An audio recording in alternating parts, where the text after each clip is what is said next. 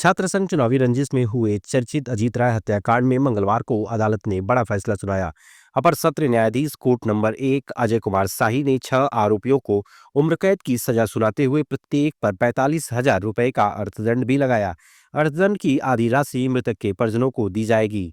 मामला 9 दिसंबर वर्ष 2004 का है, जब सिवली नेशनल पीजी कॉलेज के बीएससी तृतीय वर्ष का छात्र संघ महामंत्री पद के प्रत्याशी अजीत राय पर कॉलेज के गेट के पास दिन दहाड़े हमला किया गया। आरोप है कि रिंकू जकारिया के ललकारने पर मोहम्मद दानिश ने पिस्टल से गोली चलाई, जिससे अजीत की मौत हो गई। घटना से पूरे इलाके में अफरा तफरी मच गई। अजीत के चाचा ने इस घटना की रिपोर्ट दर्ज कराई, जिसमें कॉलेज के प्रिंसिपल मोहम्मद इफ्तिकार खां और फिजिक्स विभागाध्यक्ष मोहम्मद जकारिया को भी साजिश का आरोपी बताया गया। पुलिस ने जांच के बाद 8 के खिलाफ चार्जशीट दाखिल की थी। अभियोजन की ओर से सहायक शासकीय अधिवक्ता गोपाल पांडे और सीबीसीआईडी के अधिवक्ता ने कुल 16 गवाहों को न्यायालय में परीक्षित कराया।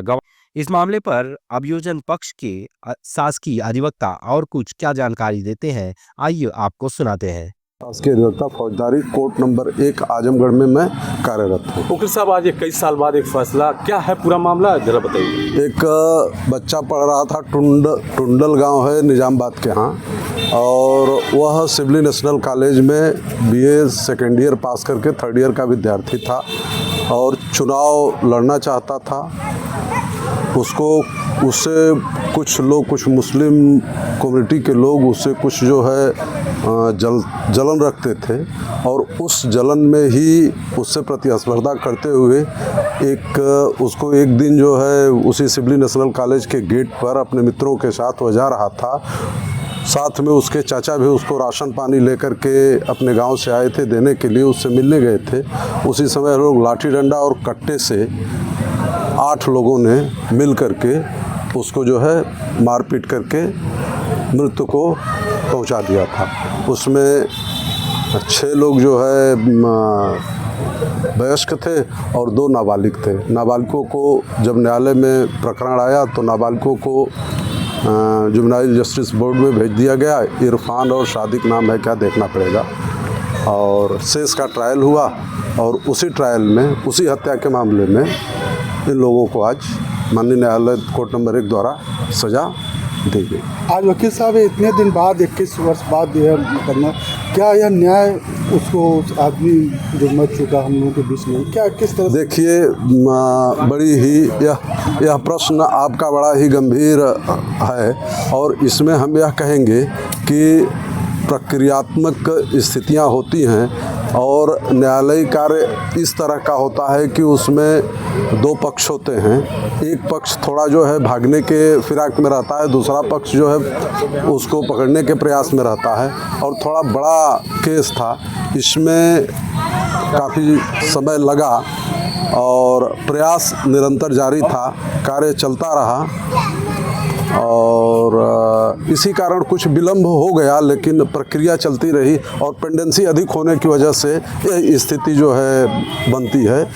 जनपद आजमगढ़ या पूर्वांचल में कह लीजिए कि मुकदमों की पेंडेंसी बहुत काफ़ी है, और जितना पेंडेंसी है उस अनुपात में संसाधन और उस अनुपात में न्यायालयी व्यवस्था अभी नहीं हो पाई है, इसलिए विलम्ब होता। अक्सर योगी जी इस मैटर को लेकर चर्चा करते थे कि राजनीतिक मुद्दा बन गया था और खासतौर से अल्पसंख्यक बोला, तो आप उसको किस तरह से देखते हैं कि क्या यही नहीं, कोई मतलब इस तरह की नहीं कोई मुद्दा मेरे समझ में आता है। मेरे समझ में एक चीज़ यह जरूर आता है कि भाई वह विद्या मंदिर है और वहाँ पर सभी लोग, हर कम्युनिटी के लोग जाते हैं, हिंदू मुस्लिम सिख ईसाई सभी कम्युनिटी के लोग जाते हैं, और अगर इस तरह की घटना होती है तो वह निंदनीय है।